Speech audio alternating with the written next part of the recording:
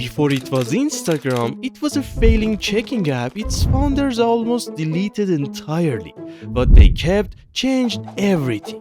It started with Kevin Systrom. Years earlier, as a Stanford student, he built a small photo sharing tool and it caught the eye of a young Mark Zuckerberg, who asked him to drop out and build photos for a tiny site called Facebook.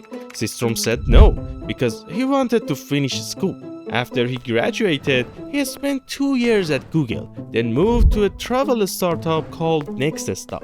He wasn't an engineer, so he learned to code on nights and weekends until he finally quit to build his own thing. His first app was called Bourbon. It was a check-in app for tagging where you'd been. He raised $500,000 for it, but it flopped because it was almost a straight copy of Foursquare loaded with features that confused people more than they helped. Along the way, he'd found a co-founder, Mike Krieger, one of the few people still using Bourbon.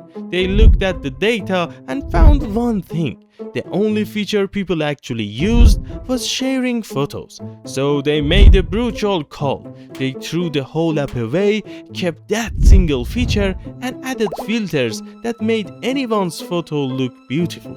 8 weeks later, it was done. They named it after an instant camera and telegram, Instagram. It launched in October 2010. 25,000 people signed up on the first day, and the servers instantly crashed. 2.5 months later, it had 1 million users.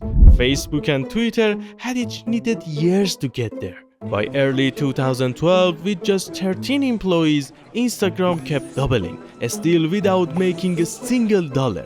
And yet, thanks to one last round of funding, it was valued at $500 million.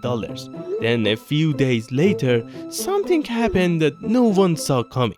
Mark Zuckerberg had been watching Instagram for months. Twitter wanted to buy it too, and he didn't want to lose it to them. So one weekend he invited Systrom over to his house and offered him $1 billion. And even though Instagram had raised $50 million just days earlier, the number was so big that he said yes. 18 months earlier, it was a dying app nobody wanted. Now the man he turned down had paid $1 billion for it.